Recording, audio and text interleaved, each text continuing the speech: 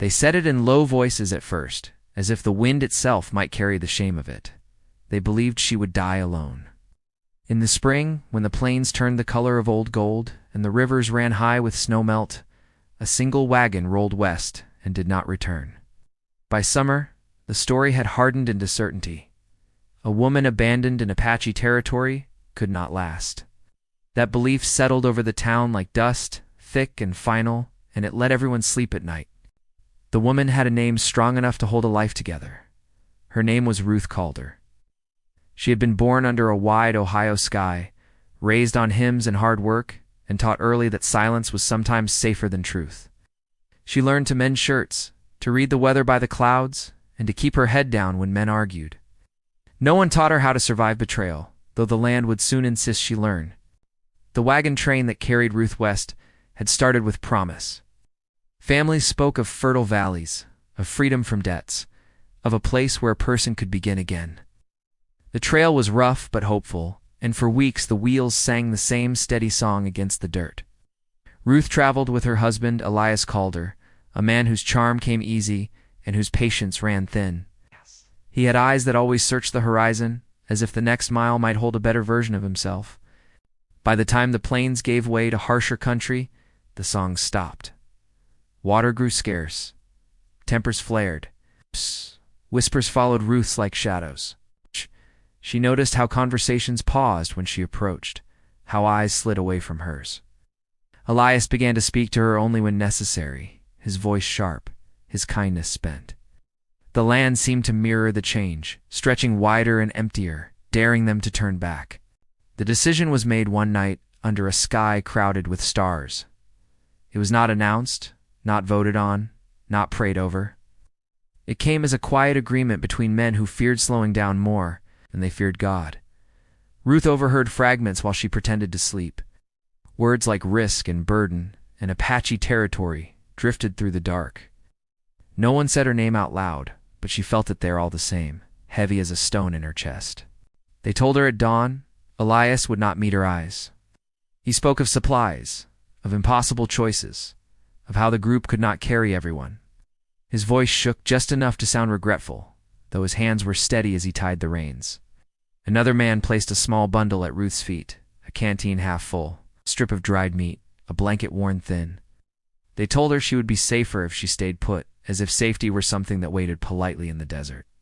Ruth did not beg. Pride can be a quiet thing, but it kept her standing straight as the wagons rolled away. Dust rose and swallowed the trail, erasing the past with every turn of the wheel. When the sound finally faded, the silence pressed in so close she could hear her own breath. She was alone in Apache territory, a place spoken of only in warnings and prayers. The men believed that was the end of her story. What Ruth believed was simpler. She believed she was still breathing. The land around her was unforgiving but honest. Red earth stretched to the horizon, broken by scrub and stone, sun-burned without apology. Ruth took stock the way her mother had taught her in lean winters. She counted steps, measured shadows, rationed fear. Each movement was careful, each choice weighed. She walked until her legs trembled, then rested beneath a twisted mesquite tree that offered more symbol than shade. As the day wore on, memories rose like mirages, Elias laughing on their wedding day, promises made with easy confidence. The way his hand had slipped from hers on the trail, inch by inch, until there was nothing left to hold. Ruth let herself feel the hurt once, fully, then folded it away. The land had no patience for sorrow. Apache territory was not empty, despite what stories claimed. It was watched. Ruth felt it in the way the air seemed to listen, in the sudden stillness of birds. She knew the tales told back east, painted in fear and ignorance, but she also knew stories were shaped by those who survived to tell them.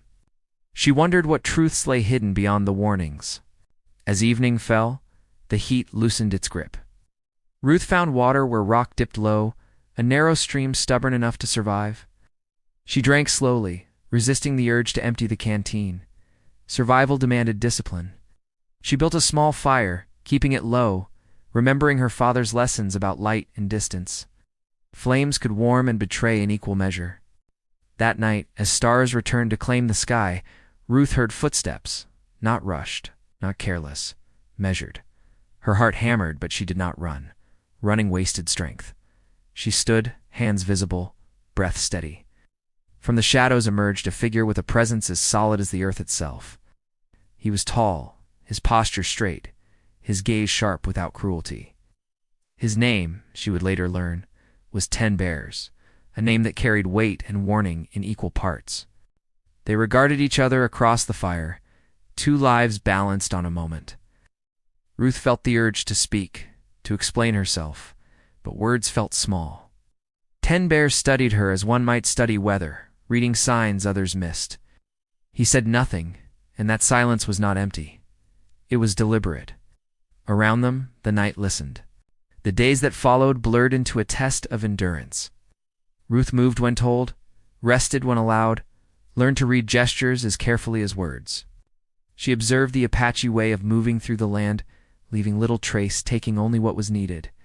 10 Bears did not offer kindness in the way she understood it, but he did not offer harm either. That, she learned, was its own form of mercy. Ruth thought often of the men who had left her. She imagined them reaching their destination, telling her story as a cautionary tale. She wondered if Elias ever woke in the night with her name on his lips, or if relief had settled over him like a warm blanket. The thought hardened something inside her, not into bitterness, but into resolve. Apache territory challenged every belief Ruth carried. It was dangerous, yes, but it was also alive with order and respect. Children laughed. Elders spoke with authority earned by years, not force. Ruth saw strength in community, survival rooted in understanding rather than conquest. Each day stripped away another layer of fear she had been taught to wear. Still, danger lingered. Soldiers patrolled the edges of the land, suspicion riding alongside them. A woman like Ruth belonged nowhere in their eyes. She was too Eastern for the Apache, too wild for the towns.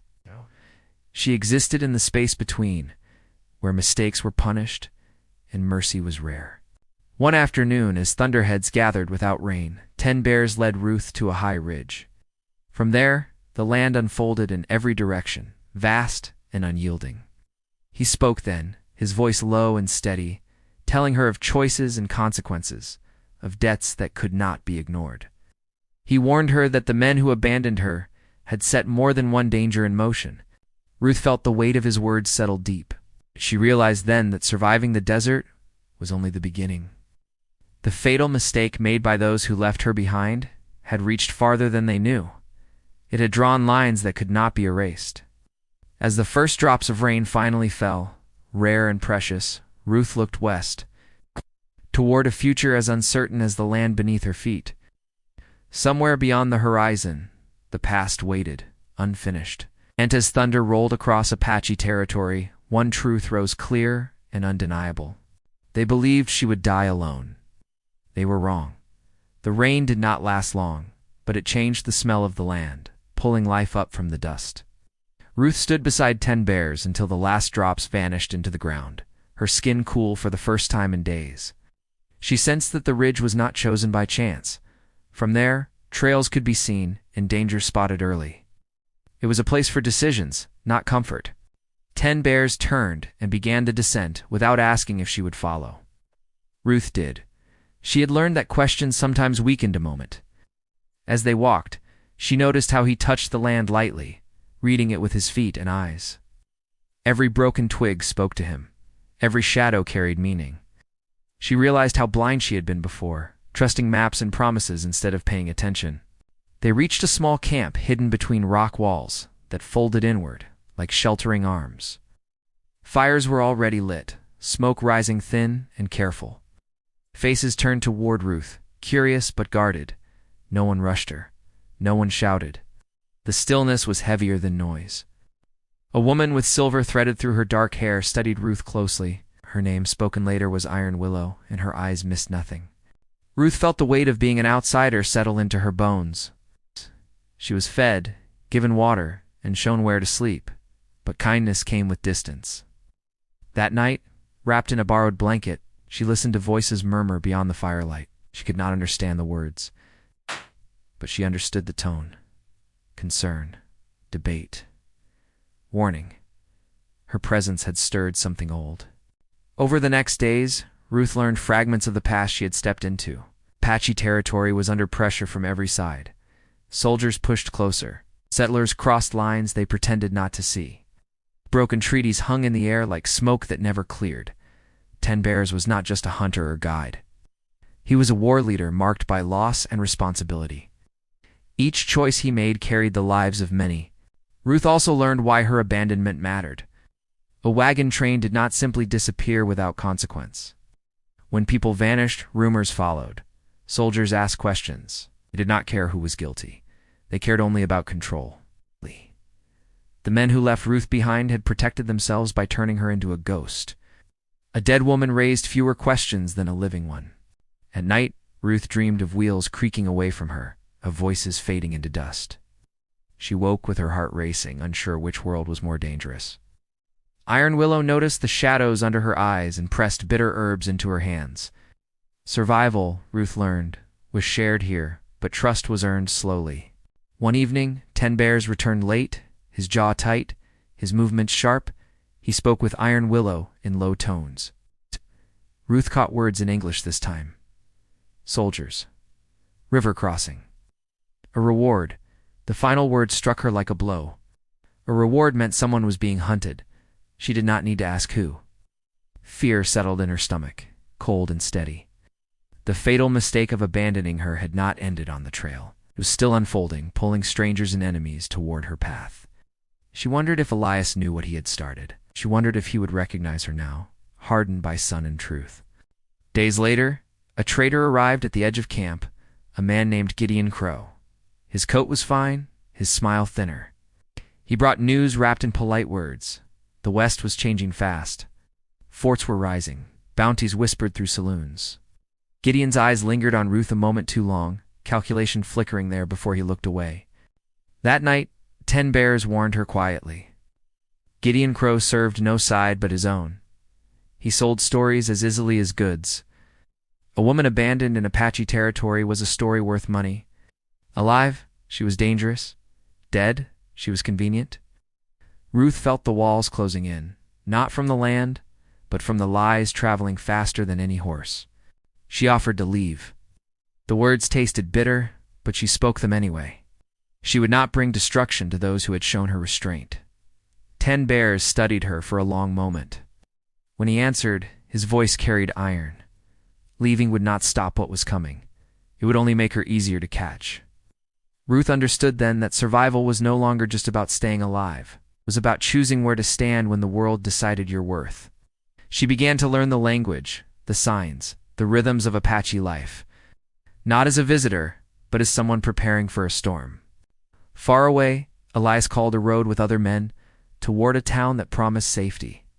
He laughed more easily now, spoke of Ruth as a tragedy, unavoidable and sad, at night. Though he dreamed of her eyes watching him from the dark. He ignored the dreams. Men like him always did, until the past demanded payment. As autumn crept closer, tension thickened. Scouts reported soldiers moving south. Shots echoed once in the distance, a warning rather than a battle. Children were sent farther into the hills. Fires burned lower. Ruth felt the weight of eyes on her again, not with suspicion, but with expectation. Her fate was tied to theirs now, whether she wanted it or not. One dawn, Iron Willow placed a knife in Ruth's hand. The blade was worn smooth by time. Protection, she said. Responsibility. Ruth accepted it, knowing the gift carried meaning deeper than steel. On the ridge where rain had first fallen, Ruth stood again beside 10 Bears, watching dust rise on the horizon. Riders were coming. How many? She could not tell. Only that the past was riding fast, and it knew her name. The riders on the horizon moved like a dark thought given shape. Dust rose behind them in a thin line, steady and patient. 10 Bears did not reach for his weapon. He watched, counting, reading the rhythm of hooves. Ruth stood beside him, her fingers tight around the knife Iron Willow had given her. The blade felt heavier now, as if it understood the moment better than she did. The camp shifted quietly. No panic, no shouting. People moved with purpose, gathering children, hiding supplies, erasing signs of life. Ruth noticed how discipline replaced fear. This was not the first time danger had approached, only the first time it carried her shadow with it. From another direction, Gideon Crow watched through a brass scope, his breath slow and measured. He had followed rumors like a trail of coins, each one leading closer to a prize. A woman left to die in Apache territory who did not die at all was worth more than gold. Gideon believed in opportunity, not loyalty. If soldiers paid better, he would guide them. Silence paid better, he would sell that too. For now, he watched and waited. Closer to the riders, Captain Silas Harrow rode at the front, his uniform dusty but precise. He was a man shaped by orders and ambition, convinced the land existed to be claimed. Reports had reached him of an Eastern woman living among the Apache. Such a story threatened neat lines and simple rules. Harrow wanted clarity, he wanted control, and he wanted the reward promised for answers. Back in the camp, Iron Willow pulled Ruth aside. Her voice was calm, but her eyes carried urgency. Soldiers did not come only for land, they came for symbols. A woman like Ruth, alive and visible, challenged the lie that abandonment was mercy. If Ruth was found, the truth would spread, and truth was dangerous. Ruth felt the weight of that responsibility press into her chest. She had been made into a story without consent once before. She would not allow it again, easily. Yet she knew hiding forever was not living. Every choice narrowed the path ahead. 10 bears gathered the elders. Words passed between them, firm and low. Ruth caught her name spoken once, then again she did not interrupt. When 10 bears turned to her, his gaze held neither blame nor comfort, only reality. The soldiers would search. Gideon Crow would talk. The land could hide them for a time, but time was thinning. A plan formed in pieces. Some would move deeper into the hills. Others would draw attention away. Ruth would travel with a small group toward the river, where borders blurred and choices multiplied. It was not safety, only movement. Stillness, 10 bears believed, was the most dangerous place of all. As night fell, Ruth packed lightly. Canteen, the knife, a strip of cloth iron willow pressed into her hand. For remembrance, she said. Ruth did not ask of what. Goodbyes were quiet. No promises were made. Promises were fragile things.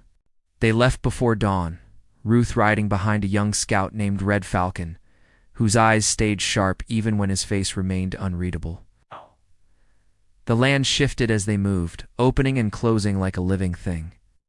Ruth felt the pull of every step, the knowledge that she was being carried toward something she could not yet see.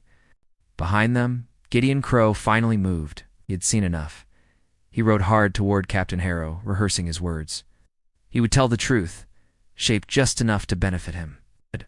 A woman, alive, protected, Apache territory. The captain's eyes would sharpen, coin would change hands. Captain Harrow listened without expression.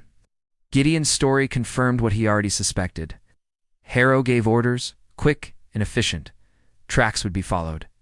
Camps searched. Told himself this was duty, nothing more. Still, the idea of a woman surviving where she should not stirred something uncomfortable inside him. Miles away, Elias Calder sat in a saloon, nursing a drink he did not need. News drifted in, as gossip often did. Soldiers, Apache territory, a woman. He laughed too loudly, dismissing it as frontier nonsense. Yet his hand shook when he lifted the glass. The past had a way of riding faster than reason. On the trail, Ruth felt eyes on her, even when none were visible. Red Falcon spoke little, but when he did, it mattered. He warned her of places where sound carried, where the land betrayed the careless. Ruth listened, learning again, always learning. Survival had become a language she was finally beginning to understand. One evening, they reached the river. It ran wide and restless, marking lines men argued over, but water ignored. On the far bank lay uncertainty. Crossing meant leaving Apache territory, stepping into another kind of danger. Staying meant waiting for soldiers who believed they owned the future. They camped in reeds, fireless shadows among shadows. Ruth lay awake, listening to water move endlessly forward. She thought of 10 bears, of iron willow, of the life she had been folded into and might soon tear apart. She thought of Elias, not with longing, but with clarity. The woman he abandoned no longer existed. At first light, Red Falcon stiffened. Voices carried across the water. Soldiers, close. Too close. orders snapped sharp and familiar. Ruth's heart hammered, but her hands stayed steady. Fear no longer ruled her, it informed her. From the far bank, Captain Harrow studied the river. His scouts reported signs of recent crossing. He smiled thinly. The chase sharpened his focus. This was the kind of pursuit that made reputations. It's unseen by all. Gideon Crow watched from higher ground, weighing options once more. He wondered which side would pay him best by the end of the day. Ruth rose slowly, meeting Red Falcon's gaze. The moment had arrived, whether she was ready or not. The river surged between worlds, and behind her, the pass closed in. The river did not slow for anyone. It pulled at branches and whispered against stone, a sound that filled the space between heartbeats. Ruth stepped into the cold water with Red Falcon beside her, each step careful, each breath measured.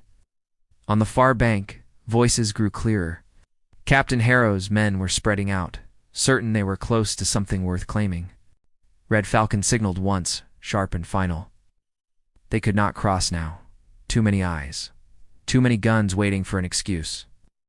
They moved downstream instead, keeping to cover, letting the river steal their tracks. Ruth felt the weight of every decision press harder. Each choice narrowed the path, but sharpened it too. Across the water, Captain Harrow grew impatient. His certainty had hardened into expectation, and expectation did not like delay. Out. He ordered his men to fan out, to cut off every likely route. He told himself this was necessary. That order required force. Still, something unsettled him. A woman who refused to vanish challenged the rules he had built his life upon. From the ridge, Gideon Crow watched the soldiers spread like ants. He smiled thinly. Chaos always created opportunity. He had not decided yet which side he would betray last.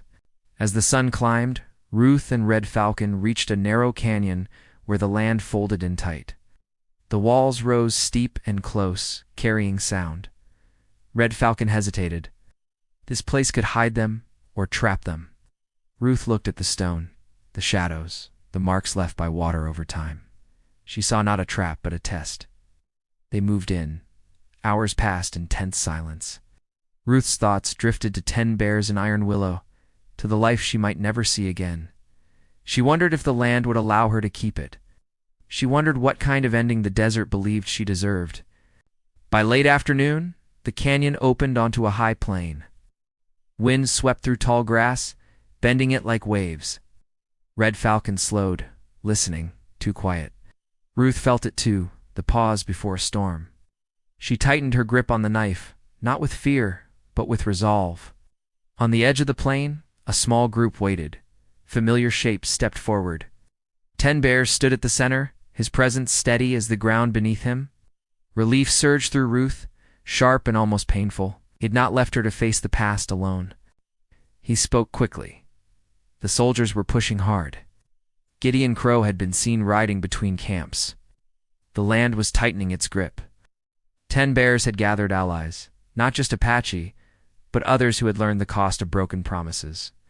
The frontier had many ghosts, and some were ready to speak. As dusk fell, fires were lit far from the plain, false signals meant to draw pursuit away. Ruth watched smoke rise, thinking of how WesternLoveStories could be shaped by distance. She realized then that the fatal mistake made by those who abandoned her was believing she would remain silent. Captain Harrow followed the false trail with grim satisfaction, only to find it empty. Anger flared.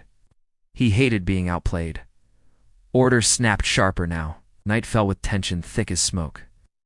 In the darkness, Ruth moved with 10 bears and the others toward a meeting place chosen long ago. It lay where old trade paths crossed, a place known to those who remembered before borders were drawn.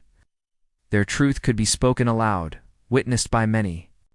Elias Calder rode into that same night, driven by rumors he could no longer ignore. Guilt had a way of pulling harder than fear. He told himself he needed to see it with his own eyes. Did not know what he would say if he found her. He did not know if words would matter. Gideon Crow arrived too, drawn by the promise of a bigger payoff. He sensed something shifting, something that could not be bought easily. For the first time, doubt crept in. By dawn, people gathered. Not an army, but a community shaped by shared loss and stubborn hope. Ruth stood among them, visible, unhidden. She felt the weight of eyes on her, not judging, but waiting. Captain Harrow arrived last, confident fading into calculation as he took in the scene. Too many witnesses, too many stories converging. Control slipped, just enough to make him uneasy. Ruth stepped forward. The moment stretched, tight and electric. The land seemed to lean in. Every path, every lie, every abandoned promise had led here. The truth hovered on the edge of being spoken, powerful enough to change everything. And as the wind swept across the plain, carrying the past with it, Ruth knew one thing with certainty. Whatever happened next, she would not face it alone. The wind moved through the plain as if it carried a long memory, brushing against every face gathered there. Ruth stood still, her spine straight, her voice steady when she finally spoke. She did not shout, she did not beg. She told the truth in simple words, the kind that did not need force to be heard. She spoke of the wagon trail, of the quiet decision made before dawn, of being left behind with just enough supplies to quiet a guilty conscience. She spoke of survival, of learning the land instead of fearing it, of finding humanity where she had been told none existed. The crowd listened, even the soldiers did not interrupt. Captain Harrow felt something shift as her words spread outward, impossible to pull back. This was not the story he had prepared for. This was not a criminal or a captive. This was a woman who had endured abandonment and refused to disappear. He realized too late that arresting her would only confirm every accusation she had spoken. 10 Bears stepped forward then, his presence firm but calm. He spoke of borders drawn without consent, of treaties broken as easily as sticks under a boot. He did not threaten, he reminded. He made it clear that Ruth had been given shelter because she was human, not because she was useful. The Apache territory had not been her grave. It had been her proving ground. Iron Willow joined him, her voice quiet and strong. She spoke to the women listening, to the mothers and daughters who knew the cost of silence. Oh. Her words carried farther than any rifle ever could. Captain Harrow looked around and understood the danger of pressing forward. Too many witnesses. Too many truths layered together.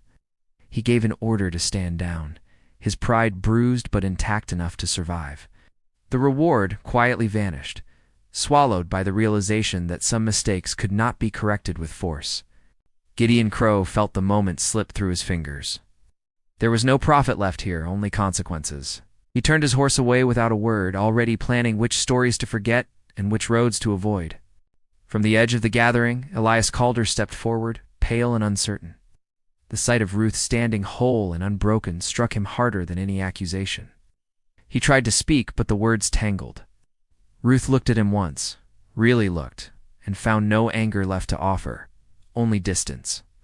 She did not need his apology to close the wound he had opened. She spoke instead to the people who had believed she would die alone. She told them survival was not a miracle, but a choice made again and again. She told them abandonment was not mercy, and silence was not peace. As the sun climbed higher, the gathering began to break apart. Soldiers withdrew. Families returned to their paths. The land exhaled. Ruth felt the tension leave her body in slow waves, replaced by something steadier. Belonging. In the days that followed, choices were made. Ruth did not return east. The past had nothing left to offer her there. She remained near Apache territory, living between worlds, helping where she could. She learned to trade, to heal, to listen. Stories spread not of danger, but of resilience. 10 Bears continued to lead, his burden lighter, knowing truth had been spoken. Iron Willow watched Ruth with quiet pride, knowing survival had shaped her into something rare. Red Falcon rode farther now, carrying news and hope in equal measure. Sometimes at dusk, Ruth walked to the ridge where rain had once fallen and changed everything. She remembered the woman who stood there believing she had been abandoned to die. She honored that fear without letting it rule her. The land remained harsh, honest, and alive. And Ruth Calder lived not as a warning, but as proof that the fatal mistake was never leaving her behind. It was believing she would fade without being seen.